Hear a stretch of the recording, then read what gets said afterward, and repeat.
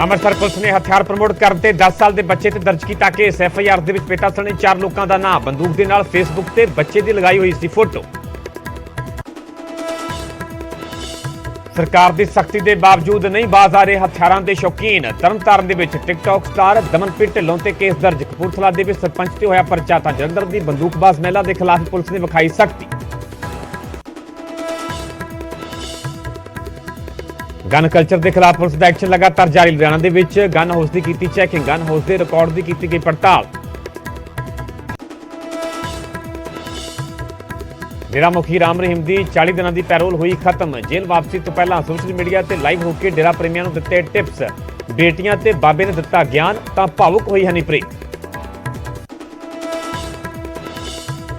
Mohali nurse ਮੌਤ ਮਾਮਲੇ 'ਚ ਬਰਖਾਸਤ ਐਸਆਈ ਰਸ਼ਪ੍ਰੀਤ ਸਿੰਘ ਗ੍ਰਿਫਤਾਰ। ਕਤਲ ਵਾਲੇ ਦਿਨ ਰਸ਼ਪ੍ਰੀਤ ਦੇ ਨਾਲ ਹੋਈ ਸੀ ਲੜਾਈ। 13 ਨਵੰਬਰ ਨੂੰ ਸੁਹਾਣਾ ਪਿੰਡ ਦੇ ਵਿੱਚ ਮਿਲੀ ਸੀ ਨਸੀਬ ਕੌਰ ਦੀ ਲਾਸ਼। ਐਨਆਈਏ ਨੂੰ ਅੱਤਵਾਦੀ ਖਾਨਪੁਰੀਆ ਦਾ 4 ਹੋਰ ਦਿਨ ਦਾ ਮਿਲਿਆ ਰਿਮਾਂਡ। ਐਨਆਈਏ ਨੇ ਕੁਲਵਿੰਦਰ ਜੀਤ ਨੂੰ ਕਈ ਦਸਤਾਵੇਜ਼ ਕੀਤੇ ਬਰਾਮਦ। ਕਈ ਵੱਡੀਆਂ ਵਾਰਦਾਤਾਂ ਦੀ ਰਚ ਰਿਹਾ ਸੀ ਸਾਜ਼ਿਸ਼।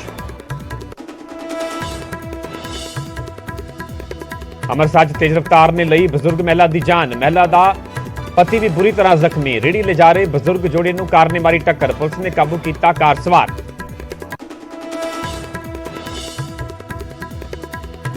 ਪੰਜਾਬ ਦੇ 6 ਥਾਵਾਂ ਤੇ ਪੱਕਾ ਮੋਰਚਾ ਖਤਮ। ਡੱਲੇਵਾਲ ਸਮੇਤ ਕਿਸਾਨਾਂ ਵੱਲੋਂ ਘਰ ਵਾਪਸੀ। ਸਰਕਾਰ ਦੀ ਸਹਿਮਤੀ ਤੋਂ ਬਾਅਦ ਕੱਲ ਖਤਮ ਕੀਤਾ ਗਿਆ ਸੀ ਧਰਨਾ।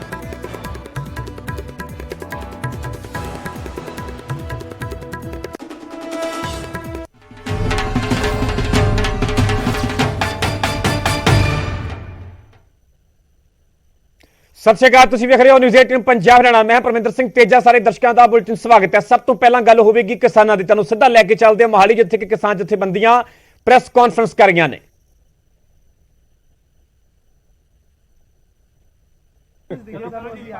ਚਲੋ ਇਹਨਾਂ ਕੋਲੇ ਖਬਰਾਂ ਰਹਿੰਦੀਆਂ। ਚਲੋ ਜੀ, ਚਲੋ ਜੀ।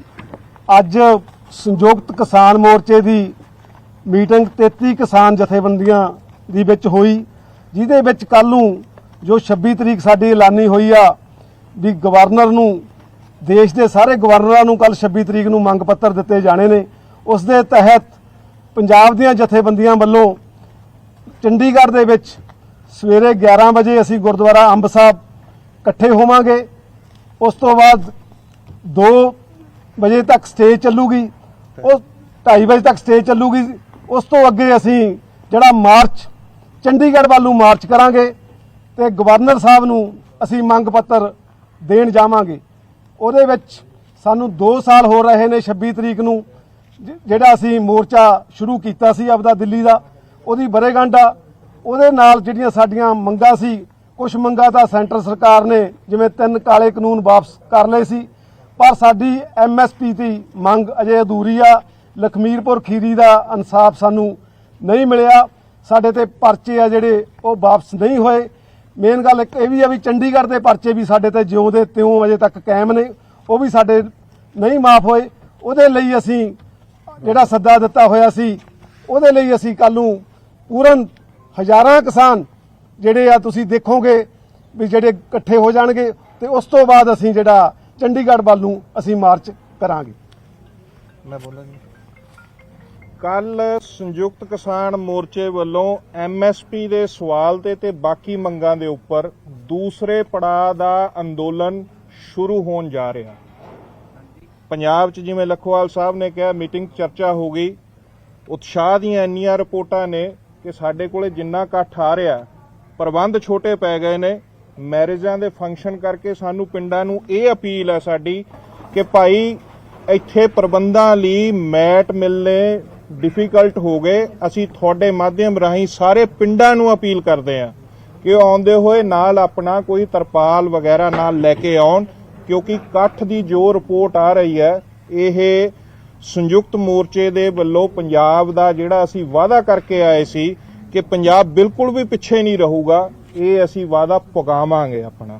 ਤੋਂ ਨਾਲੋਂ ਨਾਲ ਇਸ ਸਾਰੇ ਮਾਮਲੇ 'ਚ ਅਸੀਂ ਇੱਕ ਫੈਸਲਾ ਹੋਰ ਵੀ ਕੀਤਾ ਕਿ ਇੱਕ 8 ਬੰਦਿਆਂ ਦੀ ਸਾਡੀ ਅੱਜ ਟੀਮ ਹੈ ਜਿਹੜੀ ਇੱਥੇ ਨਿਰਧਾਰਿਤ ਕੀਤੀ ਹੈ ਅਸੀਂ 8 ਆਗੂਆਂ ਦੀ, ਤਾਂ ਜੋ ਜਿਹੜੀਆਂ ਮੋਡੈਲਿਟੀਜ਼ ਨੇ ਗਵਰਨਰ ਨੂੰ ਜਿਹੜਾ ਅਸੀਂ ਜਾਣਾ ਉਸ ਦਾ ਜਿਹੜਾ ਰੂਟ ਉਹ ਸਾਰਾ ਕੁਝ ਐਡਮਿਨਿਸਟ੍ਰੇਸ਼ਨ ਜੇ ਕੋਈ ਗੱਲ ਕਰਨੀ ਚਾਹੁੰਦਾ ਉਹ ਗੱਲ ਕੀਤੀ ਜਾ ਸਕਦੀ ਹੋਵੇ।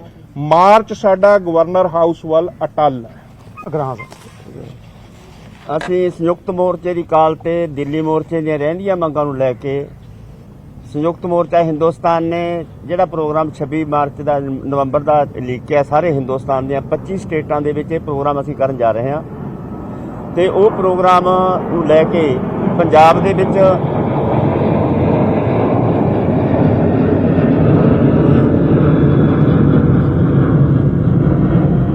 ਉਹ ਸੱਦੇ ਨੂੰ ਲੈ ਕੇ ਅਸੀਂ ਪੰਜਾਬ ਦੇ ਵਿੱਚ 33 ਜਥੇਬੰਦੀਆਂ ਇੱਥੋਂ ਮਾਰਚ ਕਰਾਂਗੇ ਅੰਬ ਸਾਹਿਬ ਗੁਰਦੁਆਰੇ ਤੋਂ। ਉੱਥੇ ਮਾਰਚ ਦੇ ਵਿੱਚ ਜਿੱਥੇ ਤੱਕ ਅਸੀਂ ਮਾਰਚ ਕਰਨਾ ਹੈ ਗਵਰਨਰ ਦੇ ਹਾਊਸ ਤੱਕ, ਉੱਥੇ ਜਾ ਕੇ ਉਹਨਾਂ ਨੂੰ ਮੰਗ ਪੱਤਰ ਦੇਣ ਦਾ ਅਸੀਂ ਫੈਸਲਾ ਕੀਤਾ ਹੈ। ਉਹਦੀ ਖਾਤਰ ਬਕਾਇਦਾ ਸਾਡੀ 8 ਮੈਂਬਰੀ ਕਮੇਟੀ ਹੈ। ਕਿਸੇ ਕਿਸਮ ਦੀ ਡਿਫਿਕਲਟੀ ਆਉਂਦੀ ਹੈ, ਕੋਈ ਪ੍ਰਸ਼ਾਸਨ ਦੇ ਨਾਲ ਕੋਈ ਗੱਲਬਾਤ ਕਰਨੀ ਹੈ, ਉਹਦਾ ਖਿਆਲ ਰੱਖਿਆ ਜਾਊਗਾ ਤੇ ਡਿਸਪਲਿਨ ਦਾ ਖਿਆਲ ਰੱਖਿਆ ਜਾਊਗਾ। ਵਲੰਟੀਅਰ ਅਸੀਂ ਤੈਨਾਤ ਕਰਤੇ, ਸਾਰੇ ਪ੍ਰਬੰਧ ਹੋ ਗਏ। ਠੀਕ ਹੈ, ਰਵਿੰਦਰ ਨੇ ਜਿਹੜੀ ਗੱਲ ਕਹੀ ਆ ਵੀ ਪ੍ਰਬੰਧ ਘੱਟ ਪੈ ਗਏ, ਮੈਟ ਵਗੈਰਾ ਨਹੀਂ ਮਿਲੇ, ਉਹ ਅਸੀਂ ਆਪਣੇ ਸਾਥੀਆਂ ਨੂੰ ਘਰਾਂ ਦੇ ਵਿੱਚੋਂ ਜਿਹੜੇ ਪਿੰਡਾਂ ਦੇ ਵਿੱਚੋਂ ਚੱਲਣਗੀਆਂ ਜਿਹੜੀਆਂ ਇਕਾਈਆਂ ਉਹਨਾਂ ਨੂੰ ਲੈ ਕੇ ਆਉਣ ਵਾਸਤੇ ਅਪੀਲ ਕੀਤੀ ਹੈ। ਤੁਹਾਡੇ ਮੀਡੀਆ ਮਾਧਿਅਮ ਰਾਹੀਂ ਵੀ ਅਸੀਂ ਉਹਨਾਂ ਨੂੰ ਅਪੀਲ ਕਰਦੇ ਹਾਂ ਵੀ ਉਹ ਸਮਾਨ ਆਪਣਾ ਦਰੀਆਂ ਵਗੈਰਾ ਜਿਨ੍ਹਾਂ ਕੋਲੇ ਹੈਗੀਆਂ ਉਹ ਨਾਲ ਲੈ ਕੇ ਆਉਣ ਤੇ ਦੁੱਧ ਪਾਣੀ ਦਾ ਪ੍ਰਬੰਧ ਵੀ ਉਹ ਨਾਲ ਕਰਕੇ ਆਉਣ, ਕਿਉਂਕਿ ਗੁਰੂ ਘਰਾਂ ਦੇ ਵਿੱਚ ਇਹ ਸੇਵਾਵਾਂ ਦੀ ਲੋੜ ਹੈ, ਉਹ ਜ਼ਰੂਰ ਕਰਨ। ਗੁਰੂ ਘਰਾਂ ਦੇ ਵਿੱਚ ਵੀ ਲੰਗਰ ਪਾਣੀ ਦਾ ਪ੍ਰਬੰਧ ਅਸੀਂ ਕਰ ਲਿਆ। ਦਰਸ਼ਨਪਾਲ ਜੀ ਤੁਹਾਡਾ ਨਹੀਂ, ਪਹਿਲਾਂ ਇੱਕ ਮਿੰਟ ਤੁਹਾਨੂੰ ਇਹ ਗੱਲ ਜਾਣਕਾਰੀ ਦੇ ਦਈਏ ਕਿ ਦੂਸਰੇ ਪੜਾਅ ਦੇ ਅੰਦਰ ਜਿਹੜੀਆਂ ਰਹਿੰਦੀਆਂ 4 ਮੰਗਾਂ ਸੀ, ਜਿਵੇਂ ਦੱਸਿਆ ਪਹਿਲਾਂ ਲਖੋਵਾਲ ਸਾਹਿਬ ਨੇ, MSP ਦੀ ਮੰਗ, ਪਰਚੇ ਵਾਪਸ ਕਰਾਉਣ ਦੀ ਮੰਗ, ਲਖੀਮਪੁਰ ਖੀਰੀ ਦੇ ਦੋਸ਼ੀਆਂ ਨੂੰ ਸਜ਼ਾਵਾਂ ਦਿਵਾਉਣ ਦੀ ਤੇ ਸਾਡੇ ਕਿਸਾਨਾਂ ਤੇ ਪਰਚੇ ਵਾਪਸ ਕਰਨ ਦੀ ਮੰਗ ਤੇ ਚੌਥੀ ਬਿਜਲੀ ਬਿੱਲ ਵਾਪਸ ਲੈਣ ਦੀ ਮੰਗ। ਇਹਦੇ ਨਾਲ 3 ਮੁੱਖ ਮੰਗਾਂ ਹੋਰ ਵੱਡੀਆਂ ਜੁੜੀਆਂ ਨੇ, ਉਹ ਧਿਆਨ ਨਾਲ ਜ਼ਰੂਰ ਅਸੀਂ ਦੱਸਣਾ ਚਾਹੁੰਦੇ ਹਾਂ ਕਿ ਇੱਕ ਹੈ ਸਾਰੇ ਹਿੰਦੁਸਤਾਨ ਦੇ ਕਿਸਾਨਾਂ ਤੋਂ ਨੂੰ ਕਰਜ਼ੇ ਤੋਂ ਮੁਕਤੀ ਦਿਵਾਉਣਾ, ਕਰਜ਼ੇ ਤੇ ਲੀਕ ਮਰਾਉਣਾ। ਦੂਜਾ, ਜਿਹੜਾ ਕਿਸਾਨ ਮਰਦ ਜਾਂ ਔਰਤ ਖੇਤੀ ਕਰਦਾ ਹੋਇਆ ਦੇਸ਼ ਲਈ ਅਨਾਜ ਦੇ ਭੰਡਾਰ ਭਰਦਾ ਹੋਇਆ 60 ਸਾਲ ਦਾ ਹੋ ਜੇ, ਉਹਨੂੰ ਕਿਸਾਨ ਪੈਨਸ਼ਨ। ਤੀਸਰਾ, ਕਿਸਾਨਾਂ ਦੀਆਂ ਫਸਲਾਂ ਜਿਹੜੀਆਂ ਮੀਂਹ ਕਰਕੇ, ਬਿਮਾਰੀਆਂ ਕਰਕੇ ਜਾਂ ਹੋਰ ਕਾਰਨਾਂ ਕਰਕੇ, ਤੂਫਾਨਾਂ ਕਰਕੇ ਖਰਾਬ ਹੁੰਦੀਆਂ ਨੇ, ਉਹਦੇ ਲਈ ਇੱਕ ਬਕਾਇਦਾ ਕੰਪਰੀਹੈਂਸਿਵ ਪੈਨਸ਼ਨ ਯੋਜਨਾ, ਜਿਹਦੇ ਨਾਲ ਸਰਕਾਰੀ ਕੰਪਨੀਆਂ ਜਿਹੜੀਆਂ ਨੇ ਉਹਨਾਂ ਕੋਲ ਪੈਨਸ਼ਨ ਸਰਕਾਰ ਆਪਣੇ ਉਸ ਤੇ ਕਰਾਏ। ਇਹਨਾਂ ਮੁੱਦਿਆਂ ਨੂੰ ਲੈ ਕੇ ਜਿਵੇਂ ਕਿਹਾ ਸਾਡੇ ਸਾਥੀਆਂ ਨੇ, ਅੰਦੋਲਨ ਦਾ ਦੂਜਾ ਦੌਰ, ਦੂਜਾ ਗੇੜ ਸਾਰੇ ਦੇਸ਼ ਦੇ ਵਿੱਚ ਕੱਲ ਤੋਂ ਸ਼ੁਰੂ ਹੋਣ ਜਾ ਰਿਹਾ। ਇੱਕ ਦਿਨ ਵਾਸਤੇ ਕਿ ਲਗਾਤਾਰ ਬੈਠ? ਨਹੀਂ, ਕੱਲ ਦਾ ਸਾਡਾ 1 ਦਿਨ ਵਾਸਤੇ ਹੈ, ਕੱਲ ਦਾ 1 ਦਿਨ ਵਾਸਤੇ ਹੈ। ਬਾਕੀ ਸਾਨੂੰ ਕੀ ਮਜਬੂਰ ਕਰਦੇ ਨੇ ਪ੍ਰਸ਼ਾਸਨ ਵਾਲੇ ਉੱਤੇ ਤੁਸੀਂ ਕੀ ਚਾਹੁੰਦੇ ਹੋ ਕਿ ਤੁਹਾਨੂੰ ਕਿਸਾਨਾਂ ਨਾਲ ਪ੍ਰਸ਼ਾਸਨ ਪ੍ਰਸ਼ਾਸਨ ਤੋਂ ਕੀ ਤਵੱਕੋ ਕਰ ਰਹੇ ਹੋ ਵੀ ਇਹ ਸਾਡੀ ਗੱਲ ਜਿਹੜਾ ਮਾਰਚ ਹੈ ਚੱਲ ਸਕਦਾ? 6 ਮੈਂਬਰ ਉਹ 6 ਮੈਂਬਰੀ ਕਮੇਟੀ 6 ਮੈਂਬਰੀ ਕਮੇਟੀ, ਉਹਦੇ ਨਾਮ ਵੀ ਮੈਂ ਅਨਾਉਂਸ ਕਰ ਦਿੰਦਾ। ਫਾਈਨਲ ਦੱਸ ਦਿਓ। ਉਹਦੇ ਚ ਅਗਰਾਹਾਂ ਸਾਹਿਬ ਨੇ, ਦਰਸ਼ਨਪਾਲ ਜੀ ਨੇ, ਸਤਨਾਮ ਸਿੰਘ ਅਜਨਾਲਾ ਜੀ ਆ, ਨਿਰਭੈ ਸਿੰਘ ਨੇ, ਕਾਦੀਆਂ ਸਾਹਿਬ ਨੇ, ਨਿਹਾਲਗੜ੍ਹ ਜੀ ਆ ਤੇ ਮੈਂ ਉਹਦੇ ਵਿੱਚ ਸ਼ਾਮਲ ਹਾਂ। ਤੇ ਉਹ ਅਸੀਂ ਪ੍ਰਸ਼ਾਸਨ ਦੇ ਨਾਲ ਜਿਹੜੀ ਗੱਲ ਕਰਾਂਗੇ ਤੇ ਉਹਨਾਂ ਨੂੰ ਦੱਸਾਂਗੇ ਵੀ ਅਸੀਂ ਇਹ ਮੁੱਦਾ ਹੈਗਾ ਤੁਹਾਡੀ ਇਸ ਮੰਗਾਂ ਦੇ ਵਿੱਚ? ਇਹ ਪੰਜਾਬ ਦਾ ਨਹੀਂ ਮੰਗਾ ਦੀ ਹੈਗੀ ਸਰ, ਸੈਂਟਰ ਦੀ ਮੁੱਦਾ ਨਹੀਂਗਾ ਜਿਹੜਾ ਇੱਕ ਸੂਬੇ ਦੇ ਦੂਸਰੇ ਸੂਬਿਆਂ ਦੇ ਵਿੱਚ ਵੱਖਰੀਆਂ ਹੋਵੇ, ਕਿਉਂਕਿ ਨੈਸ਼ਨਲ ਲੈਵਲ ਦੀ ਕਾਲ ਆ। ਤੇ ਕਈ ਜਥੇਬੰਦੀਆਂ ਤੇ ਪਹਿਲੀ ਸਿਧਾਂਤ ਦੇ ਹਿਸਾਬ ਨਾਲ ਨਹੀਂ, ਕਹਿੰਦੇ ਸੰਯੁਕਤ ਮੋਰਚੇ ਦੀ ਕਾਲ ਹੈ, ਸੰਯੁਕਤ ਮੋਰਚੇ ਦੀ ਕਾਲ ਮੁਤਾਬਕ ਜਿਹੜੀਆਂ ਮੰਗਾਂ ਸੰਯੁਕਤ ਮੋਰਚੇ ਦੇ ਵਿੱਚ ਤੈਅ ਹੋ ਗਈਆਂ ਸਾਨੂੰ ਉਹਨਾਂ ਤੇ ਬੋਲਣਾ ਪੈਣਾ। ਉਸ ਤੋਂ ਬਾਅਦ ਦੂਜੀ ਮੰਗ ਅਸੀਂ ਕੋਈ ਰੱਖੀ। ਜਿਹੜੀ ਸਾਡੀ ਦਿੱਲੀ ਮੀਟਿੰਗ ਹੋਈ ਆ ਉਹਦੇ ਚ ਮੰਗਾਂ ਜਿਹੜੀਆਂ ਤੈਅ ਹੋਈਆਂ ਨੇ ਉਹੀ ਮੰਗਾਂ ਅਸੀਂ ਅੱਜ ਰੱਖੀਆਂ ਨੇ। ਪ੍ਰਧਾਨ ਜੀ, ਤੁਸੀਂ ਚਾਹੁੰਦੇ ਹੋ ਕਿ ਪਹਿਲਾਂ ਜੇ ਤੁਹਾਡੀ ਗਵਰਨਰ ਸਾਹਿਬ ਨਾਲ ਮੀਟਿੰਗ ਹੋ ਜਾਂਦੀ ਹੈ ਕਿਸਾਨ ਆਗੂਆਂ ਦੀ, ਤਾਂ ਇਹ ਮਾਰਚ ਟਲ ਸਕਦਾ ਜਾਂ ਤੁਹਾਨੂੰ ਲੱਗਦਾ ਕਿ ਜਾਣਾ ਹੀ ਜਾਣਾ ਉੱਥੇ? ਦੇਖੋ, ਇਹਦੇ ਵਿੱਚ ਕੋਈ ਤਬਦੀਲੀ ਨਹੀਂ ਹੋਣੀ। ਮਾਰਚ ਦੇ ਵਿੱਚ ਹੀ ਮੰਗ ਪੱਤਰ ਦਿੱਤਾ ਜਾਣਾ। ਮੰਗ ਪੱਤਰ ਤੋਂ ਬਾਅਦ ਜੇ ਗਵਰਨਰ ਗੱਲ ਕਰਨਾ ਚਾਹੁੰਦਾ ਅਸੀਂ ਵੀ ਮੰਗ ਕਰਾਂਗੇ। ਗਵਰਨਰ ਨੇ ਇਹਨਾਂ ਮੁੱਦਿਆਂ ਤੇ ਸਾਡੇ ਨਾਲ ਬਹਿਸ ਕਰਨਾ ਚਾਹੁੰਦਾ ਤਾਂ ਮੀਟਿੰਗ ਰੱਖ ਲੈ ਕਰਾਂਗੇ। ਜਿਹੜੀ MSP ਦੀ ਕਮੇਟੀ ਬਣਾਈ ਗਈ ਆ ਉਹਨੂੰ ਲੈ ਕੇ ਤੁਸੀਂ ਕਿਵੇਂ ਦੇਖਦੇ ਹੋ? ਕਿਉਂਕਿ ਪੰਜਾਬ ਦੇ ਵਿੱਚ ਆਗੂ ਨਹੀਂ ਲਏ ਗਏ ਕਮੇਟੀ ਦੇ ਵਿੱਚ ਤੇ MSP ਦੀ ਮੰਗ ਵੀ ਹੈਗੀ ਹੈ, ਕਮੇਟੀ ਨੂੰ ਮੰਨਦੇ ਹੋ ਜਾਂ ਨਹੀਂ?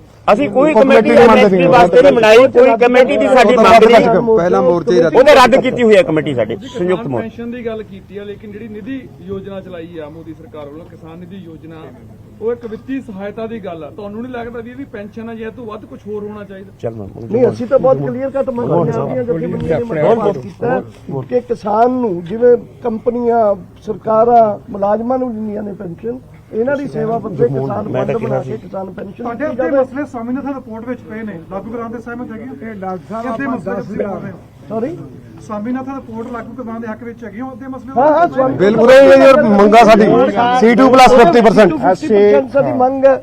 ਜਗਮੋਹਨ ਜੀ ਕੁਝ ਪੁਆਇੰਟ ਕਲੀਅਰ ਕਰਦੇ ਨੇ ਤਾਂ ਜੋ ਸਾਰਾ ਕਵਰ ਹੋ ਜਾਊਗਾ ਤੁਹਾਡਾ ਕੋਈ। ਦੇਖੋ ਜੀ, ਜਿਹੜਾ ਇਹ ਸੰਘਰਸ਼ ਆ, ਪਹਿਲੀ ਗੱਲ ਤਾਂ ਇਹ ਕੌਮੀ ਪੱਧਰ ਦਾ ਹੈ, ਇਹ ਪੰਜਾਬ ਪੱਧਰ ਦਾ ਨਹੀਂ। ਜਿਵੇਂ ਕਿ ਪਹਿਲਾਂ ਸਾਡੇ ਸਾਥੀਆਂ ਨੇ ਦੱਸਿਆ, 25 ਸਟੇਟਾਂ ਦੇ ਵਿੱਚ ਗਵਰਨਰ ਹਾਊਸਾਂ ਨੂੰ ਮਾਰਚ ਹੋਣਗੇ। ਇਸ ਲਈ ਇਹ ਗਵਰਨਰ ਹਾਊਸ ਦਾ ਮਾਰਚ ਤਾਂ ਟਾਲ ਹੀ ਨਹੀਂ ਸਕਦਾ, ਅਸੀਂ ਕਰਨਾ ਹੀ ਕਰਨਾ ਹੈ। ਚੰਡੀਗੜ੍ਹ ਦੇ ਵਿੱਚ ਵੜਨਾ ਹੈ ਔਰ ਮਾਰਚ ਕਰਨਾ ਹੈ। ਦਰਸ਼ਨਪਾਲ ਜੀ ਇੱਕ ਮਿੰਟ ਜੀ, ਇੱਕ ਮਿੰਟ। ਦੂਸਰੀ ਜਿਹੜੀ ਗੱਲ ਸਭ ਤੋਂ ਇੰਪੋਰਟੈਂਟ ਹੈ, ਇਹ ਮਹੱਤਵਪੂਰਨ ਹੋਊਗਾ, ਮੀਟ ਪੱਥਰ ਹੋਊਗਾ, ਕਿਉਂਕਿ ਕਦੀ ਵੀ ਇੰਜ ਨਹੀਂ ਹੋਇਆ ਕਿ ਕੌਮੀ ਪੱਧਰ ਦੇ ਉੱਤੇ ਇੱਕ ਦਿਨ 20 ਤੋਂ ਵੱਧ ਸਟੇਟਾਂ ਦੇ ਵਿੱਚ ਗਵਰਨਰ ਹਾਊਸਾਂ ਦਾ ਇੱਕ ਮੰਗ ਪੱਤਰ ਦੇ ਉੱਤੇ ਹੋਵੇ। ਜਿਹੜੇ ਤੁਹਾਡੇ ਸਵਾਲ ਸਨ ਕਿ ਆਹ ਮੰਗ ਹੋਊ ਕਿ ਨਹੀਂ ਹੋਊ, ਕੌਮੀ ਪੱਧਰ ਤੇ ਜਿਨ੍ਹਾਂ ਮੰਗਾਂ ਤੇ ਸਹਿਮਤੀ ਬਣੀ ਆ, ਜਿਹਦੇ ਨਾਲ ਦੂਜੇ ਸੂਬੇ ਨਾਲ ਕੋਈ ਵਖਰੇਵਾਂ ਨਾ ਹੋਵੇ, ਉਹ ਸਾਡਾ ਮੰਗ ਪੱਤਰ ਹੈ। ਮੰਗ ਪੱਤਰ ਦੀ ਕਾਪੀ ਸਾਡੇ ਕੋਲ ਰਿਟਨ ਹੈ, ਅਸੀਂ ਤੁਹਾਨੂੰ ਦੇ ਸਕਦੇ ਹਾਂ। ਇਸ ਮਾਮਲੇ 'ਚ ਡੀਲ ਕਰਨ ਲਈ ਇੱਕ 4 ਮੈਂਬਰੀ ਪ੍ਰੈਸ ਕਮੇਟੀ ਆਲਰੇਡੀ ਸਾਡੇ ਕੋਲੇ ਜਿਹੜੀ ਇਸ ਸਾਰੇ ਫੰਕਸ਼ਨ ਨੂੰ ਕੱਲ ਵਾਲੇ ਨੂੰ ਆਰਗੇਨਾਈਜ਼ ਕਰਨ ਲਈ ਬਣਾਈ ਹੈ, ਜਿਹਦੇ 'ਚ ਜਗਮੋਹਨ ਜੀ ਨੇ, ਹਰਮੀਤ ਸਿੰਘ ਕਾਦੀਆਂ ਨੇ, ਦਰਸ਼ਨਪਾਲ ਜੀ ਨੇ ਤੇ ਮੈਂ ਰਮਿੰਦਰ ਸਿੰਘ ਪਟਿਆਲਾ, 4 ਸ਼ੰਗਾਰਾ ਮਾਨ ਜੀ, 5 ਬੰਦਿਆਂ ਦੀ ਜਿਹੜੀ ਪ੍ਰੈਸ ਕਮੇਟੀ ਹੈ।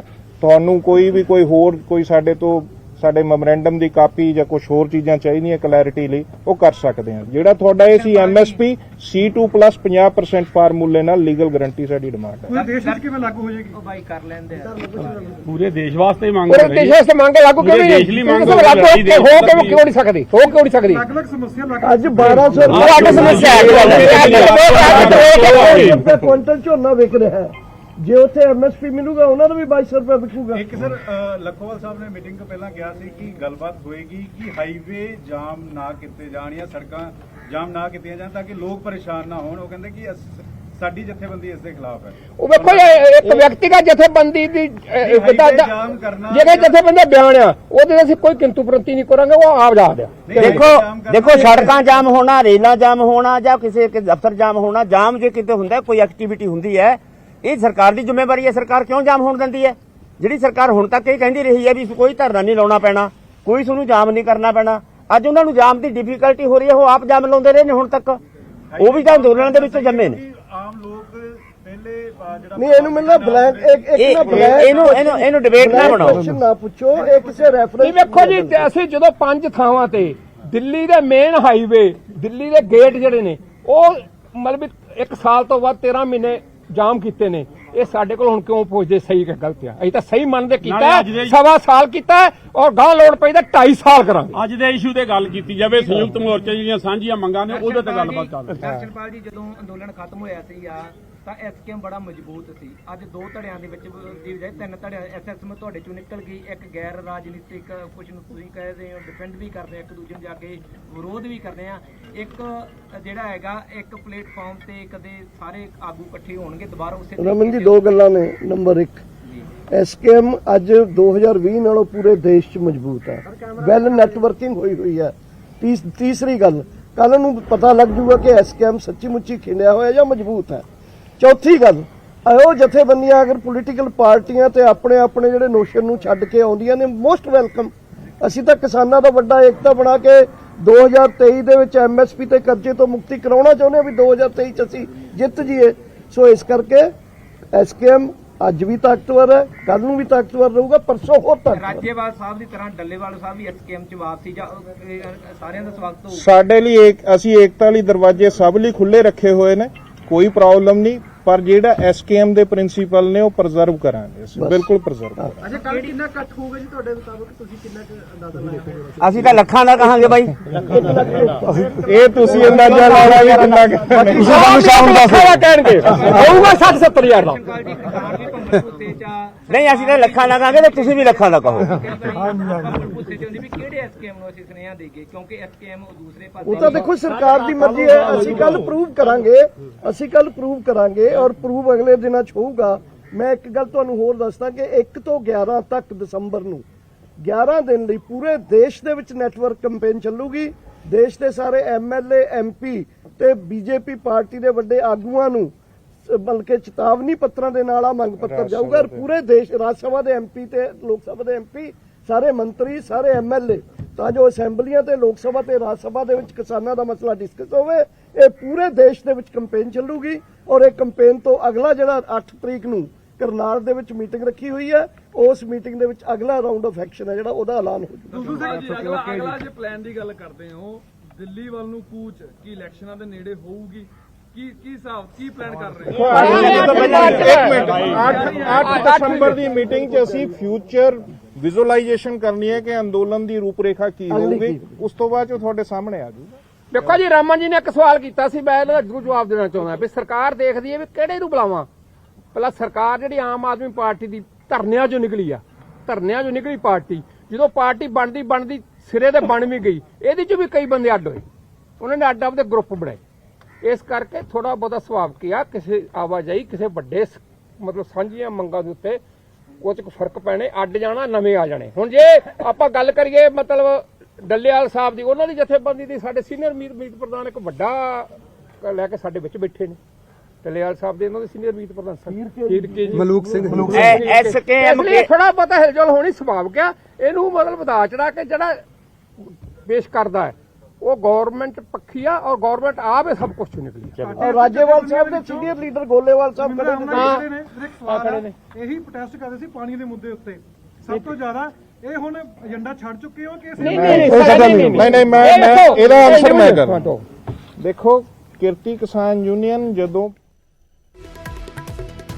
ਸੰਯੁਕਤ ਕਿਸਾਨ ਮੋਰਚੇ ਵੱਲੋਂ ਵੱਡਾ ਐਲਾਨ ਕਰ ਦਿੱਤਾ ਗਿਆ। ਕੱਲ ਤੋਂ ਕਿਸਾਨ ਅੰਦੋਲਨ ਦੇ ਦੂਜੇ ਦੌਰ ਦਾ ਆਗਾਜ਼ ਕੀਤਾ ਜਾ ਰਿਹਾ ਹੈ। ਸੰਯੁਕਤ ਕਿਸਾਨ ਮੋਰਚੇ ਵੱਲੋਂ ਕਿਸਾਨ ਜਥੇਬੰਦੀਆਂ ਦੇ ਵੱਲੋਂ ਕੱਲ ਕਿਸਾਨਾਂ ਦੇ ਵੱਲੋਂ ਚੰਡੀਗੜ੍ਹ ਦੇ ਵਿੱਚ ਮਾਰਚ ਕੱਢਿਆ ਜਾਵੇਗਾ। ਵੱਡੀ ਗਿਣਤੀ ਵਿੱਚ ਕਿਸਾਨ ਮੋਹਾਲੀ ਦੇ ਅੰਬ ਸਾਹਿਬ ਗੁਰੂ ਘਰ ਦੇ ਵਿੱਚ ਇਕੱਠੇ ਹੋਣਗੇ ਤੇ ਉੱਥੋਂ ਅੰਬ ਸਾਹਿਬ ਤੋਂ ਚੰਡੀਗੜ੍ਹ ਵਾਲੇ ਪਾਸੇ ਰਾਜਪਾਲ ਭਵਨ ਵਾਲੇ ਪਾਸੇ ਕੂਚ ਕੀਤਾ ਜਾਵੇਗਾ, ਮਾਰਚ ਕੱਢਿਆ ਜਾਵੇਗਾ ਤੇ ਗਵਰਨਰ ਨੂੰ ਮੰਗ ਪੱਤਰ ਸੌਂਪਿਆ ਜਾਵੇਗਾ। ਇਸ ਦੇ ਵਿੱਚ ਮੁੱਖ ਮੰਗ ਦਾ ਜ਼ਿਕਰ ਕੀਤਾ ਜਾਵੇ ਤਾਂ ਐਮਐਸਪੀ ਨੂੰ ਲੈ ਕੇ ਕਾਨੂੰਨੀ ਗਰੰਟੀ ਦੀ ਕਿਸਾਨ ਮੰਗ ਕਰ ਰਹੇ ਨੇ। ਜਿਹੜੀਆਂ ਪੈਂਡਿੰਗ ਮੰਗਾਂ ਨੇ ਦਿੱਲੀ ਮੋਰਚੇ ਦੀਆਂ, ਜਿਹੜੀਆਂ ਦਿੱਲੀ ਮੋਰਚੇ ਦੇ ਪੈਂਡਿੰਗ ਮੰਗਾਂ ਜਿਹੜੀਆਂ ਕੇਂਦਰ ਸਰਕਾਰ ਦੇ ਵੱਲੋਂ ਜਦੋਂ ਖੇਤੀ ਕਾਨੂੰਨ ਵਾਪਸ ਲੈ ਗਈ ਸੀ, ਜੋ ਉਸ ਦੌਰਾਨ ਭਰੋਸਾ ਦਿੱਤਾ ਗਿਆ ਸੀਗਾ ਕਿਸਾਨਾਂ ਨੂੰ, ਉਹ ਮੰਗਾਂ ਦਾ ਵੀ ਜ਼ਿਕਰ ਕਿਸਾਨ ਜਥੇਬੰਦੀਆਂ ਦੇ ਵੱਲੋਂ ਕੀਤਾ ਜਾ ਰਿਹਾ ਹੈ। ਸੋ ਮੋਹਾਲੀ ਤੋਂ ਚੰਡੀਗੜ੍ਹ ਵਾਲੇ ਪਾਸੇ ਕੂਚ ਕੀਤਾ ਜਾਵੇਗਾ। ਸੰਯੁਕਤ ਕਿਸਾਨ ਮੋਰਚੇ ਵੱਲੋਂ ਇਹ ਵੱਡਾ ਐਲਾਨ ਕੀਤਾ ਗਿਆ ਤੇ ਵੱਡਾ ਹਜ਼ਾਰਾਂ ਦੇ ਵਿੱਚ ਇਕੱਠ ਹੋਣ ਦਾ ਵੀ ਦਾਅਵਾ ਇਹ ਕਿਸਾਨ ਜਥੇਬੰਦੀਆਂ ਦੇ ਵੱਲੋਂ ਕੀਤਾ ਜਾ ਰਿਹਾ ਹੈ। ਸੋ ਆਮ ਲੋਕਾਂ ਦੇ ਲਿਹਾਜ਼ ਦੇ ਨਾਲ ਕੱਲ ਲੋਕਾਂ ਨੂੰ ਇਹ ਪਰੇਸ਼ਾਨੀ ਦਾ ਸਾਹਮਣਾ ਕਰਨਾ ਪੈ ਸਕਦਾ ਹੈ, ਕਿਉਂਕਿ ਮੋਹਾਲੀ ਦੇ ਵਿੱਚ ਵੱਡਾ ਇਕੱਠ ਹੋਣਾ ਹੈ ਤਾਂ ਚੰਡੀਗੜ੍ਹ ਤੋਂ ਮੋਹਾਲੀ, ਮੋਹਾਲੀ ਤੋਂ ਚੰਡੀਗੜ੍ਹ ਇੰਟਰ ਹੋਣ ਦੇ ਵਿੱਚ ਵੀ ਦਿੱਕਤ ਆ ਸਕਦੀ ਹੈ। ਪੁਲਿਸ ਦੇ ਵੱਲੋਂ ਪੂਰੀ ਟ੍ਰੈਫਿਕ ਨੂੰ ਡਾਇਵਰਟ ਵੀ ਕੀਤਾ ਜਾ ਸਕਦਾ ਹੈ। ਸੋ ਕੱਲ ਵੇਖਣਾ ਹੋਵੇਗਾ ਆਖਿਰਕਾਰ ਇਕੱਠ ਕਿੰਨਾ ਕੁ ਵੱਡਾ ਹੁੰਦਾ ਹੈ।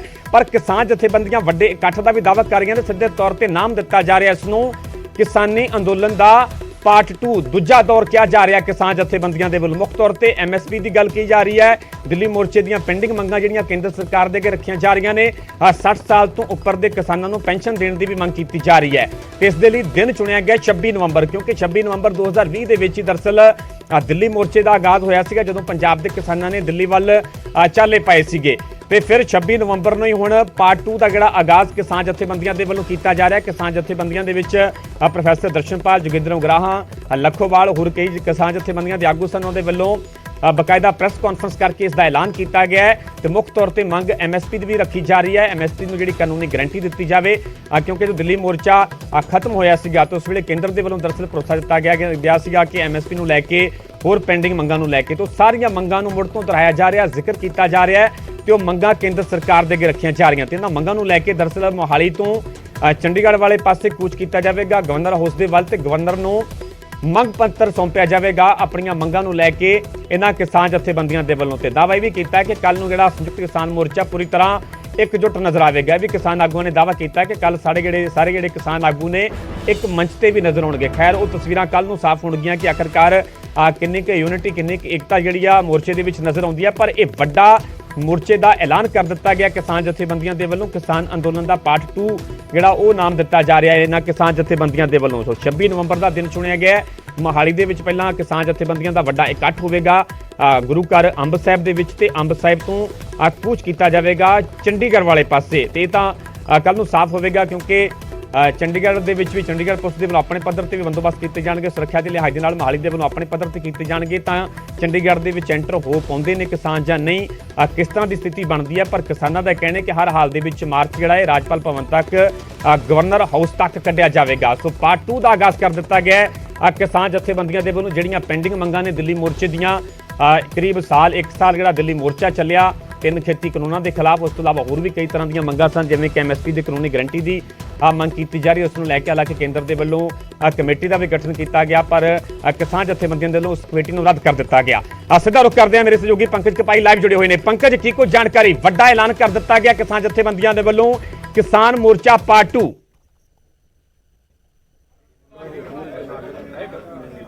ਬਿਲਕੁਲ ਬਿਲਕੁਲ। ਪਹਿਲਾਂ ਅਸੀਂ ਦਿੱਲੀ ਦੇ ਵਿੱਚ ਦੇਖਿਆ ਸੀ 1 ਸਾਲ ਅੰਦੋਲਨ ਚੱਲਿਆ ਔਰ ਉਸ ਦੇ ਵਿੱਚ ਮੁੱਖ ਮੰਗ ਸੀਗੀ ਕਿ 3 ਖੇਤੀ ਕਾਨੂੰਨ ਵਾਪਸ ਹੋਣ। ਕੇਂਦਰ ਸਰਕਾਰ ਨੇ ਉਹ ਕਾਨੂੰਨ ਵਾਪਸ ਲੈ ਲਏ, ਲੇਕਿਨ ਉਸ ਦੇ ਨਾਲ ਕੁਝ ਹੋਰ ਮੰਗਾਂ ਸੀਗੀਆਂ। ਇੱਕ ਮੰਗ ਸੀਗੀ ਕਿ ਲਿਖਤੀ ਤੌਰ ਤੇ ਕਾਨੂੰਨੀ ਤੌਰ ਤੇ ਐਮਐਸਪੀ ਦੀ ਗਾਰੰਟੀ ਜਿਹੜੀ ਹੈ ਉਹ ਕੇਂਦਰ ਸਰਕਾਰ ਦਵੇ।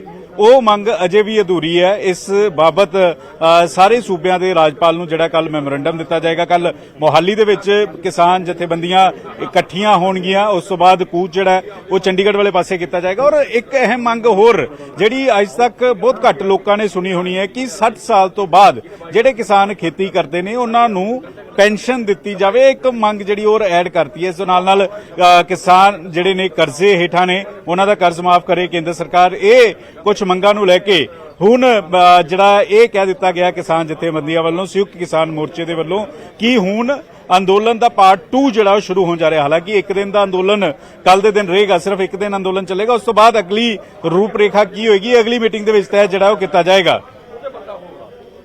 ਪਰਮਿੰਦਰ ਪੰਕਜ, ਜਿਵੇਂ ਕਿ ਕਿਸਾਨ ਆਗੂ ਪ੍ਰੈਸ ਕਾਨਫਰੰਸ ਕਰ ਰਹੇ ਸਨ, ਹਾਲਾਂਕਿ ਹਜ਼ਾਰਾਂ ਦੇ ਇਕੱਠ ਦਾ ਵੀ ਦਾਅਵਾ ਕੀਤਾ ਜਾ ਰਿਹਾ, ਦਾਅਵਾ ਇਹ ਵੀ ਕੀਤਾ ਜਾ ਰਿਹਾ ਕਿ ਸੰਯੁਕਤ ਕਿਸਾਨ ਮੋਰਚਾ ਇਕਜੁੱਟ ਨਜ਼ਰ ਆਵੇਗਾ। ਪਰ ਵੱਡਾ ਸਵਾਲ ਇਹ ਹੈ ਕਿ ਜਿਵੇਂ ਇਕਜੁੱਟਤਾ ਦਿੱਲੀ ਮੋਰਚੇ ਦੇ ਵਿੱਚ ਨਜ਼ਰ ਆਈ, ਕੀ ਉਹ ਕੱਲ ਨੂੰ ਨਜ਼ਰ ਆਵੇਗੀ? ਕੀ ਬਲਬੀਰ ਸਿੰਘ ਰਾਜੇਵਾਲ ਸ਼ਾਮਲ ਹੋਣਗੇ? ਕੀ ਡੱਲੇਵਾਲ ਇੱਥੇ ਪਹੁੰਚਣਗੇ? ਦੇਖੋ, ਰਾਜੇਵਾਲ ਅੱਜ ਵੀ ਮੀਟਿੰਗ ਦੇ ਵਿੱਚ ਸ਼ਾਮਲ ਨਹੀਂ ਹੋਏ ਔਰ ਸਵਾਲ ਪੁੱਛਿਆ ਗਿਆ ਕਿ ਰਾਜੇਵਾਲ ਬਾਹਰ ਨੇ, ਡੱਲੇਵਾਲ ਬਾਹਰ ਨੇ, ਤਾਂ ਇਹ ਜਥੇਬੰਦੀਆਂ ਵੱਲੋਂ ਕਿਹਾ ਗਿਆ ਕਿ ਅੱਜ ਵੀ ਅਸੀਂ ਉਹਨਾਂ ਦਾ ਵੈਲਕਮ ਕਰਨ ਨੂੰ ਤਿਆਰ ਆ, ਲੇਕਿਨ ਜਿਹੜੀ ਸੰਯੁਕਤ ਕਿਸਾਨ ਮੋਰਚੇ ਦੇ ਜਿਹੜੇ ਰੂਲ ਨੇ, ਪ੍ਰਿੰਸੀਪਲ ਨੇ, ਉਹਨਾਂ ਦੇ ਆਧਾਰ ਤੇ ਅਸੀਂ ਵੈਲਕਮ ਕਰਾਂਗੇ। ਤਾਂ ਰਾਜੇਵਾਲ ਸ਼ਾਮਲ ਹੋਣਗੇ ਨਹੀਂ ਹੋਣਗੇ ਕੱਲ ਤਸਵੀਰ ਨਜ਼ਰ ਆਏਗੀ। ਦੂਜੇ ਪਾਸੇ ਡੱਲੇਵਾਲ ਜਥੇਬੰਦੀ ਦੇ ਵੱਲੋਂ ਉਹਨਾਂ ਦੇ ਮੈਂਬਰ ਅੱਜ ਦੀ ਮੀਟਿੰਗ ਦੇ ਵਿੱਚ ਮੌਜੂਦ ਸੀਗੇ, ਉਹ ਦੱਸਿਆ ਗਿਆ ਔਰ ਇਹ ਕਹਿ ਰਹੇ ਨੇ ਕਿ ਅਸੀਂ ਆਪਣਾ ਮੋਰਚਾ ਮਜ਼ਬੂਤ ਕਰਾਂਗੇ, ਏਕਤਾ ਦੇ ਨਾਲ ਕਰਾਂਗੇ। ਇਹ ਦਾਅਵਾ ਜ਼ਰੂਰ ਸੰਯੁਕਤ ਕਿਸਾਨ ਮੋਰਚੇ ਦੇ ਵੱਲੋਂ ਕੀਤਾ ਗਿਆ। ਹਾਲਾਂਕਿ ਅਸੀਂ ਪਿਛਲੇ ਦਿਨਾਂ 'ਚ ਦੇਖਿਆ ਡੱਲੇਵਾਲ ਵਰਸਸ ਰੁਲਦੂ ਸਿੰਘ ਮਾਨਸਾ ਦੀ ਇੱਕ ਦੂਜੇ ਤੇ ਕਟਾਕਸ਼ ਕੱਸਦੇ ਹੋਏ ਨਜ਼ਰ ਆਏ। ਰਾਜੇਵਾਲ ਨੂੰ ਜਦੋਂ ਡੱਲੇਵਾਲ ਦੇ ਅੰਦੋਲਨ ਬਾਰੇ ਪੁੱਛਿਆ ਗਿਆ, ਉਹਨਾਂ ਨੇ ਇਸ ਬਾਬਤ ਕੋਈ ਜਵਾਬ ਨਹੀਂ ਦਿੱਤਾ। ਤਾਂ ਇੱਕ ਆਪਸੀ ਕਲੇਸ਼, ਕਾਟੋ ਕਲੇਸ਼ ਜ਼ਰੂਰ ਹੈ। ਰੁਲਦੂ ਸਿੰਘ ਹੋਰੀ ਨੇ, ਉਹਨਾਂ ਦੇ ਨਾਲ ਵੀ ਗੱਲਬਾਤ ਕਰ ਲੈਂਦੇ ਆ। ਰੁਲਦੂ ਸਿੰਘ ਹੋਰਾਂ ਦਾ ਇਸ ਬਾਬਤ ਕੀ ਕੁਝ ਕਹਿਣਾ ਹੈ, ਕਿਉਂਕਿ ਕੱਲ ਦੀ ਜਿਹੜੀ ਮੀਟਿੰਗ ਹੈ, ਕੱਲ ਜਿਹੜਾ ਪ੍ਰੋਗਰਾਮ ਉਲੀਕਿਆ ਜਾਣਾ ਹੈ, ਉਸ ਨੂੰ ਲੈ ਕੇ ਹੁਣ ਜਥੇਬੰਦੀਆਂ ਦਾ ਰੋਲ ਕਿਸ ਤਰੀਕੇ ਦਾ ਰਹਿੰਦਾ ਵਾ। ਰੁਲਦੂ ਸਿੰਘ ਹੋਰਾਂ ਦੇ ਨਾਲ ਗੱਲਬਾਤ ਕਰ ਲੈਂਦੇ ਆ। ਰੁਲਦੂ ਜੀ, ਕੱਲ ਦਾ ਇੱਕ ਦਿਨ ਦਾ ਮੋਰਚਾ ਔਰ ਇਹ ਕਹਿ ਦਿੱਤਾ ਗਿਆ ਕਿ ਦਿੱਲੀ ਅੰਦੋਲਨ ਤੋਂ ਬਾਅਦ ਪਾਰਟ 2 ਜਿਹੜਾ ਹੈ ਉਹ ਹੁਣ ਸ਼ੁਰੂ ਹੋਏਗਾ। ਸੈਕਿੰਡ ਪੜਾਅ ਦੇ ਵਿੱਚ ਅੰਦੋਲਨ ਸ਼ੁਰੂ ਹੋਣ ਜਾ ਰਿਹਾ। ਅੰਦੋਲਨ ਮਤਲਬ ਸਾਲ ਸਵਾ ਸਾਲ ਲੜਿਆ ਤੇ ਕੱਲ ਨੂੰ ਅੰਦੋਲਨ ਦੀ ਦੁਬਾਰੇ ਸ਼ੁਰੂਆਤ ਹੋਣ ਜਾ ਰਹੀ ਹੈ ਜੀ। ਠੀਕ ਹੈ ਨਾ ਗੱਲ। ਇਸੇ ਕਰਕੇ ਅਸੀਂ ਸੈਂਟਰ ਸਰਕਾਰ ਚੁਣੀ ਹੈ, ਪੰਜਾਬ ਸਰਕਾਰ ਨਹੀਂ ਚੁਣੀ, ਕਿਉਂ ਜਿਹੜੇ ਮੰਗ ਪੱਤਰ ਦੇਣੇ ਨੇਗੇ ਉਹ ਅਸੀਂ ਗਵਰਨਰ ਨੂੰ ਦੇਣੇ ਨੇ। ਗਵਰਨਰ ਹੈਗਾ ਸੈਂਟਰ ਦਾ, ਠੀਕ ਹੈ ਨਾ। ਉਹਦੇ ਤੇ ਕਰਾਉਂਦੀਆਂ ਜਿਹੜੀ ਰਹਿੰਦੀਆਂ ਮੰਗਾਂ ਸਾਡੇ ਪਹਿਲਾਂ ਬੋਲਤੀਆਂ ਤੁਹਾਡੇ ਪ੍ਰੈਸ ਦੇ ਵਿੱਚ, ਉਹ ਰਹਿੰਦੀਆਂ ਮੰਗਾਂ ਕੱਲ ਨੂੰ ਅਸੀਂ ਉਹ ਮੰਗ ਪੱਤਰ ਦੇਣਾ।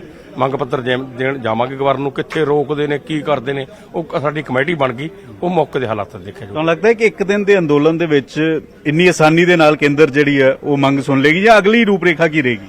ਨਹੀਂ, ਕੋਈ ਗੱਲ ਨਹੀਂ, ਆਉਣ ਤੇ 2024 ਵਾਲੀਆਂ ਮਾੜਾ ਜਿਹਾ ਲਵੇ ਲੱਗਣ ਦਿਓ। ਜੇ ਨਾ ਸੁਣੂਗੀ ਫਿਰ ਸੁਣਾ ਦਾਂਗੇ, ਪਹਿਲਾਂ ਵੀ ਸੁਣਾ ਕੇ ਹਟੇ, ਹੁਣ ਸੁਣਾ ਦਾਂਗੇ, ਕੋਈ ਦਿੱਕਤ ਨਹੀਂ। ਇੱਕ ਮੀਟਿੰਗ 'ਚ ਵੀ ਚਰਚਾ ਹੋਈ ਕਿ ਇਸ ਗਿਆਪਨ ਤੋਂ ਬਾਅਦ ਅਸੀਂ ਬੀਜੇਪੀ ਦੇ तमाम ਐਮਪੀ, ਕੇਂਦਰ ਸਰਕਾਰ ਦੇ ਮੰਤਰੀ, ਐਮਐਲਏ, ਉਹਨਾਂ ਦੇ ਘਰ ਘੇਰਾਂਗੇ, ਉਹਨਾਂ ਨੂੰ ਇਹ ਲੈਟਰ ਜਿਹੜੀ ਉਹ ਦਵਾਂਗੇ। ਨਹੀਂ, ਮੇਰੀ ਗੱਲ ਸੁਣੋ, ਸਾਡਾ ਤੈਅ ਹੋਇਆ 3 ਗੱਲਾਂ ਦੇ ਹੋਇਆ ਸੀਗਾ। 19 ਤਰੀਕ ਨੂੰ ਮੋਦੀ ਨੇ ਐਲਾਨ ਕਰਿਆ ਸੀਗਾ, ਅਸੀਂ ਮਤਲਬ ਦੀਪਮਾਲਾ ਲਾਈ ਹੈ ਤੇ ਸ਼ਹੀਦਾਂ ਦਾ ਇੱਕ ਦੀਵਾ ਲਾਇਆ। ਆ 26 ਨੂੰ ਅਸੀਂ ਅੰਦੋਲਨ ਸ਼ੁਰੂ ਕਰਿਆ ਸੀਗਾ, 26 ਨੂੰ ਸੈਂਟਰ ਸਰਕਾਰ ਨੂੰ ਮੰਗ ਪੱਤਰ ਭੇਜ ਰਹੇ ਹਾਂਗੇ। 1 ਤਰੀਕ ਤੋਂ ਲੈ ਕੇ 11 ਤਰੀਕ ਤੱਕ ਰਾਜ ਸਭਾ ਮੈਂਬਰਾਂ ਨੂੰ ਤੇ ਆਪਣਾ ਐਮਪੀਆਂ ਨੂੰ, ਉਹ ਕਿਸੇ ਪਾਰਟੀ ਦਾ ਵੀ ਹੈ, ਉਹਨਾਂ ਨੂੰ ਮਤਲਬ ਅਸੀਂ ਚੇਤਾਵਨੀ ਪੱਤਰ ਦੇਵਾਂਗੇ। ਠੀਕ ਹੈ ਨਾ ਗੱਲ।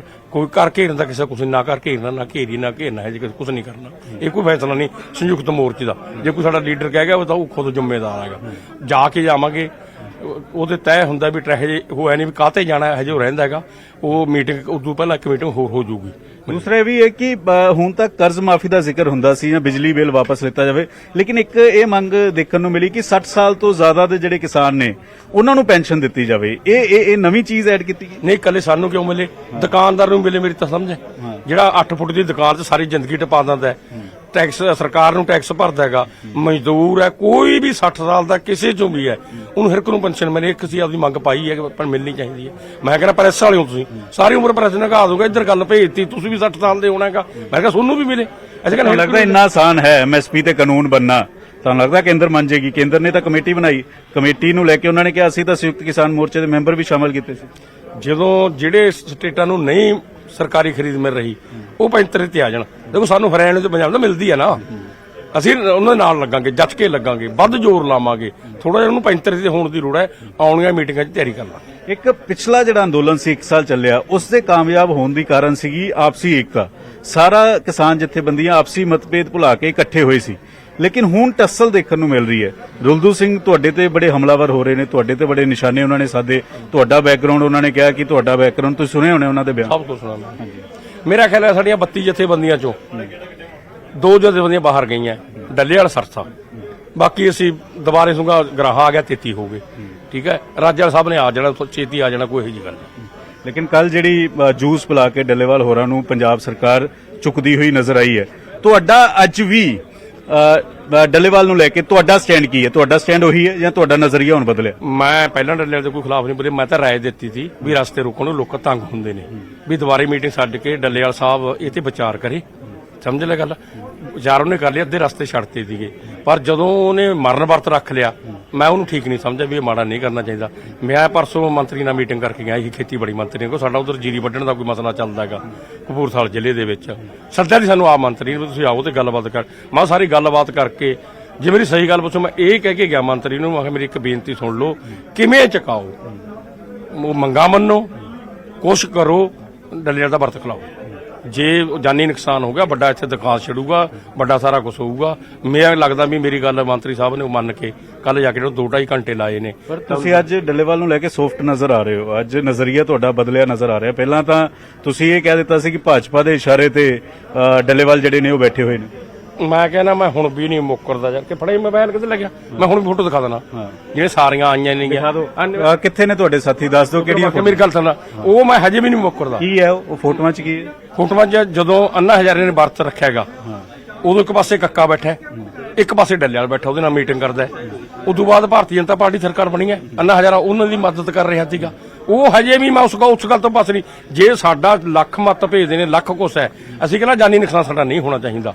ਮੈਂ ਕਹਿੰਦਾ ਜੇ ਸਰਕਾਰ ਨੇ ਜਾ ਕੇ ਮਤਲਬ ਉਹਨੂੰ ਉਹਦਾ ਵਰਤ ਖਿਲਾਇਆ, ਉਹਨੂੰ ਉਠਾਇਆ, ਪੰਜਾਬ ਸਰਕਾਰ ਨੇ ਠੀਕ ਗੱਲ ਕਰੀ ਹੈ। ਪਰ ਉਹ ਦਿਖਾਓ ਕਿੱਥੇ? ਤੁਹਾਡੇ ਆਪਣੇ ਸਾਥੀ ਨੂੰ ਬੁਲਾਓ। ਕਿ ਤੁਸੀਂ ਕਹਿ ਰਹੇ ਹੋ ਕਿ ਭਾਜਪਾ ਨਾਲ ਡੱਲੇਵਾਲ ਜਿਹੜੇ ਉਹ ਮਿਲੇ ਹੋਏ, ਤੁਸੀਂ ਕਹਿ ਰਹੇ ਹੋ।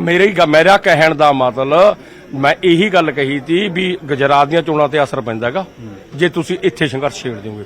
ਕਿਹੜਾ ਠੀਕ ਹੈ ਨਾ ਗੱਲ? ਅਸੀਂ ਮੁੱਖ ਦੁਸ਼ਮਣ ਭਾਰਤੀ ਜਨਤਾ ਪਾਰਟੀ ਨੂੰ ਮੰਨਦੇ ਹਾਂ। ਮੁੱਖ ਉਹ ਤਾਂ ਸਾਡੇ ਸਾਰੇ ਦੁਸ਼ਮਣ ਹੁੰਦੇ ਨੇਗੇ, ਸਮਝ ਗਏ।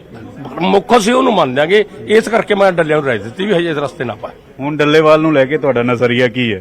ਤੁਸੀਂ ਡੱਲੇਵਾਲ ਬਾਰੇ ਕੀ ਸੋਚਦੇ ਹੋ? ਨਹੀਂ ਸੋਚਦੇ ਸੀ ਉਹ ਲੜੂਗਾ, ਅਸੀਂ ਵੀ ਲੜਾਂਗੇ, ਉਹ ਵੀ ਲੜੂਗਾ। ਸੰਘਰਸ਼ ਕੋਈ ਇਹੋ ਜਿਹਾ ਛੇੜੇ, ਆਪਦੀ ਸਿਹਤ ਨੂੰ ਕੋਈ ਨੁਕਸਾਨ ਨਾ ਹੋਵੇ। ਸਰਕਾਰ ਲਾਠੀ ਚਾਰਜ ਕਰਦੇ, ਸਰਕਾਰ ਸਾਡੇ ਤੇ ਗੋਲੀ ਚਲਾ ਦੇ, ਉਹ ਲੈਂਦੀਆਂ ਗੱਲਾਂ ਹੁੰਦੀਆਂ। ਤੁਹਾਡਾ ਦੋਸਤ ਹੈ ਡੱਲੇਵਾਲ ਜਾਂ ਕਿਵੇਂ? ਨਹੀਂ, ਅਸੀਂ ਹੈ ਸਾਰੇ ਲੜਨ ਵਾਲੇ ਲੋਕ। ਦੋਸਤਾਂ ਸੀ, ਦੁਸ਼ਮਣ ਕਦੋਂ ਆ? ਲੜਨ ਵਾਲੇ ਲੋਕ ਸਾਰੇ ਸੀ, ਦੋਸਤੀ ਹੁੰਦੇ, ਦੁਸ਼ਮਣ ਕਦੋਂ ਹੁੰਦੇ ਕਿ ਮਤਲਬ। ਜਿਹੜਾ ਤੁਹਾਡਾ ਨਜ਼ਰੀਆ ਸੀਗਾ, ਜਿਹੜਾ ਇੱਕ ਦੂਜੇ ਨੂੰ ਸ਼ਬਦ ਤੁਹਾਡੇ ਬਾਰੇ ਬਹੁਤ ਕੁਝ ਬੋਲਿਆ ਸੀਗਾ, ਬੋਲਣਾ ਚਾਹੀਦਾ। ਬੋਲੇ, ਜੇ ਮੇਰੇ ਕਿਤੇ ਫਰਕ ਉਹ ਬੋਲੇ, ਉਹ ਪੜਤਾਲ ਹੋ ਜੂਗੀ। ਜੇ ਬੋਲੇ ਕਰਨੇ ਹੋਣ, ਲੱਗਦਾ ਆਪਸੀ ਮਤਭੇਦ ਛੱਡ ਕੇ ਅਗਰ ਤੁਸੀਂ ਸਾਰੇ ਇਕੱਠੇ ਹੁੰਦੇ ਹੋ ਤਾਂ ਫਿਰ ਉਸੇ ਤਰੀਕੇ ਨਾਲ ਅੰਦੋਲਨ ਚੱਲੇਗਾ। ਅਸੀਂ ਨਹੀਂ ਇਕੱਠੇ, ਤਾਂ ਪਹਿਲਾਂ ਵੀ ਨਹੀਂ ਇਕੱਠੇ। ਮੈਂ ਤੁਹਾਨੂੰ ਕਹਿੰਦਾ ਹੁਣ ਵੀ ਨਹੀਂ ਇਕੱਠੇ। ਸਾਨੂੰ ਸਰਕਾਰ ਇਕੱਠੇ ਕਰੂਗੀ, ਚਾਹੇ ਸੈਂਟਰ ਕਰਦੇ, ਚਾਹੇ ਪੰਜਾਬ ਸਰਕਾਰ ਇਕੱਠੇ ਕਰ ਦੋ, ਸਾਨੂੰ ਇਕੱਠੇ ਕਰੂਗੀ। ਨਾ ਅਸੀਂ ਪਹਿਲਾਂ ਇਕੱਠੇ ਸੀ, ਨਾ ਅਸੀਂ ਹੁਣ ਇਕੱਠੇ। ਹੁਣ ਕਿਉਂਕਿ ਲੋਕਾਂ ਦਾ ਵੀ ਵਿਸ਼ਵਾਸ ਟੁੱਟਦਾ ਨਜ਼ਰ ਆ ਰਿਹਾ। ਲੋਕ ਕਹਿ ਰਹੇ ਕਿ ਹਾਈਵੇ ਜਾਮ ਕਰਕੇ ਅਸੀਂ ਖੱਜਲ ਖਰਾਬ ਹੋ ਰਹੇ ਹਾਂ, ਅਸੀਂ ਨਾਲ ਸਾਥ ਦਿੱਤਾ ਸੀ, ਅਸੀਂ ਮਿਲ ਕੇ ਚੱਲੇ ਸੀਗੇ, ਲੇਕਿਨ ਇਹ ਰੋਜ਼ ਦਾ ਕੰਮ ਜਥੇਬੰਦੀਆਂ ਦਾ ਹੋ ਗਿਆ ਇਸ ਤਰੀਕੇ ਨਾਲ ਧਰਨੇ ਦੇਣ। ਫਿਰ ਉਹੀ ਕਹਿਦੀ ਮੈਂ, ਉਹੀ ਗੱਲ ਮੈਂ ਕਹੀ ਸੀ। ਉਹ ਮੈਂ ਬਹੁਤਾ ਕੁਝ ਕਹਾ ਵੀ ਲਿਆ, ਇਹੀ ਮੈਂ ਰਾਏ ਦਿੱਤੀ ਸੀ। ਹੋਰ ਮੈਂ ਕੀ ਕਹਿ ਸੀਗਾ? ਇਹ ਨਹੀਂ ਹਜੇ ਹੋਣਾ ਚਾਹੀਦਾ। ਇਹ ਤਾਂ ਕੋਈ ਆਖਰੀ ਫੈਸਲੇ ਹੁੰਦੇ ਨੇ, ਜਾਂ ਕੋਈ ਵੱਡੇ ਹਾਈਵੇ ਰੋਕਣੇ ਜਾਂ ਰੇਲਾਂ ਰੋਕਣੇ ਆਖਰੀ ਫੈਸਲੇ ਹੁੰਦੇ ਨੇ, ਜਾਂ ਮਰਨ ਵਰਤ ਤੇ ਬੈਠਣਾ ਉਹ ਆਖਰੀ ਫੈਸਲਾ ਹੁੰਦਾ। ਆਹੀ ਰਾਏ ਦਿੱਤੀ ਸੀ। ਮਤਲਬ ਰਾਏ ਹੁਣ ਜੇ ਰਾਏ ਨੂੰ ਕੋਈ ਮਾੜੀ ਸਮਝੇ ਫਿਰ ਅਗਲੀ ਮਰਜ਼ੀ। ਠੀਕ ਹੈ।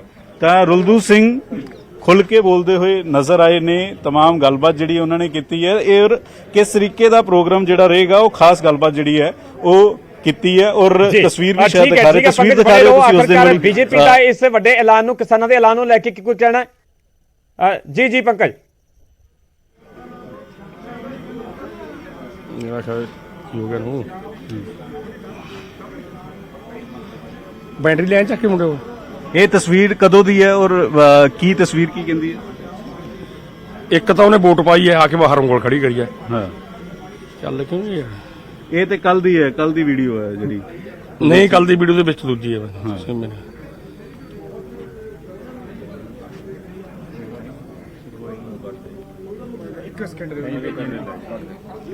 ਹੁਣ ਤੁਹਾਨੂੰ ਲੱਗਦਾ ਹੈ ਕਿ ਸਭ ਠੀਕ ਹੋ ਜਾਏਗਾ ਜਾਂ ਤੁਹਾਨੂੰ ਅਜੇ ਵੀ ਸ਼ੱਕ ਹੈ ਕਿ ਡੱਲੇਵਾਲ ਭਾਜਪਾ ਦੇ ਨਾਲ ਮਿਲੇਗਾ? ਤੱਥ ਹੁੰਦੇ ਨੇ। ਰੋਦੂ ਸਿੰਘ ਕਾਮਰੇਡ ਹੈ, ਮੇਰੇ ਤੱਥ ਨੇਗੇ, ਠੀਕ ਹੈ ਨਾ, ਤੱਥ ਨੇ। ਕੱਕਾ ਕੌਣ ਹੈ? ਤੁਸੀਂ ਪ੍ਰੈਸ ਵਾਲੇ ਹੋ। ਤੁਹਾਡੇ ਸੰਯੁਕਤ ਕਿਸਾਨ ਮੋਰਚੇ ਦਾ ਹਿੱਸਾ ਸੀ? ਹਾਂ, ਹਿੱਸਾ ਜੀ ਸਾਡੇ। ਮੈਂ ਕਹਿੰਦਾ ਅਕਾਲੀ ਦਾ ਕੋਈ ਵੱਡਾ ਸੰਗਠਨ ਹੋਇਆ ਅੱਜ ਸਾਡੇ ਨਾਲ, ਸਾਨੂੰ ਕੀ ਫਰਕ ਪੈਂਦਾ ਹੈਗਾ? ਜੇ ਕੋਈ ਲੜਦਾ ਹੈ ਕਿਸਾਨਾਂ ਵਾਸਤੇ, ਪਰ ਉਹ ਜੁੜਿਆ ਕਿਹਦੇ ਨਾਲ ਹੈ? ਕਿਹਦੇ ਨਾਲ? ਉਹ ਸਰਕਾਰ ਦਾ ਹੁਕਮ ਕਰਦੇ। ਹਾਂ, ਇਹ ਉਹ ਗੱਲ ਹੈ ਨਾ, ਮਤਲਬ ਇਹ ਗੱਲ।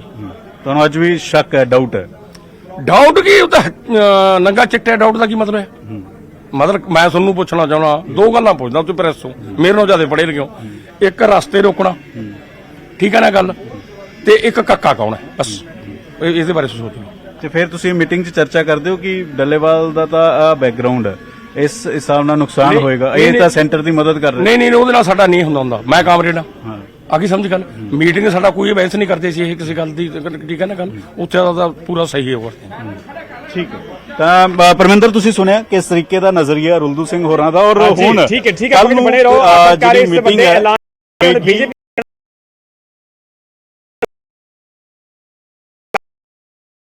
ਵੱਲੋਂ ਕਿਸਾਨ ਅੰਦੋਲਨ ਦੇ ਦੂਜੇ ਦੌਰ ਦਾ ਆਗਾਜ਼ ਕਰ ਦਿੱਤਾ ਗਿਆ, ਐਲਾਨ ਕਰ ਦਿੱਤਾ ਗਿਆ। ਕੱਲ ਮੋਹਾਲੀ ਤੋਂ ਰਾਜਪਾਲ ਭਵਨ ਤੱਕ ਕੂਚ ਕੀਤਾ ਜਾਵੇਗਾ, ਮਾਰਚ ਕੱਢਿਆ ਜਾਵੇਗਾ। ਤੁਹਾਡਾ ਪਹਿਲਾ ਰਿਐਕਸ਼ਨ?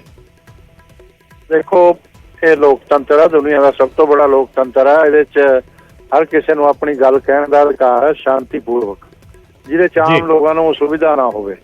ਜੋ ਇਹ ਰਸਤੇ ਬੰਦ ਕਰਦੇ ਆ ਜਾਂ ਹੋਰ ਕਰਦੇ ਆ, ਉਹ ਚੀਜ਼ਾਂ ਨਹੀਂ ਹੋਣੀਆਂ ਚਾਹੀਦੀਆਂ। ਜਿਹੜੀ ਗੱਲ ਆ ਆਪਣੀ ਸ਼ਾਂਤਮਈ ਤਰੀਕੇ ਨਾਲ ਰੱਖਣ।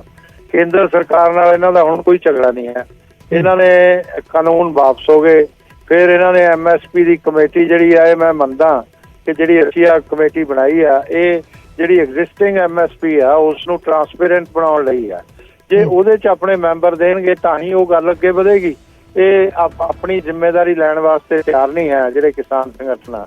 ਔਰ ਦੂਸਰਾ, ਜਿਹੜੇ ਕੇਸ ਵਾਪਸ ਕਰਨ ਦੀ ਇਹਨਾਂ ਦੀ ਗੱਲ ਆ, ਉਹ ਇੱਕ ਪ੍ਰੋਸੈਸ ਹੁੰਦਾ ਤੇ ਉਹ ਸਰਕਾਰਾਂ ਦਾ ਉਹ ਚੱਲ ਰਿਹਾ ਆਲਰੇਡੀ। ਉਹ ਕੇਸ ਵਾਪਸ ਇਹਨਾਂ ਦੇ ਹੋ ਹੀ ਰਹੇ ਆ।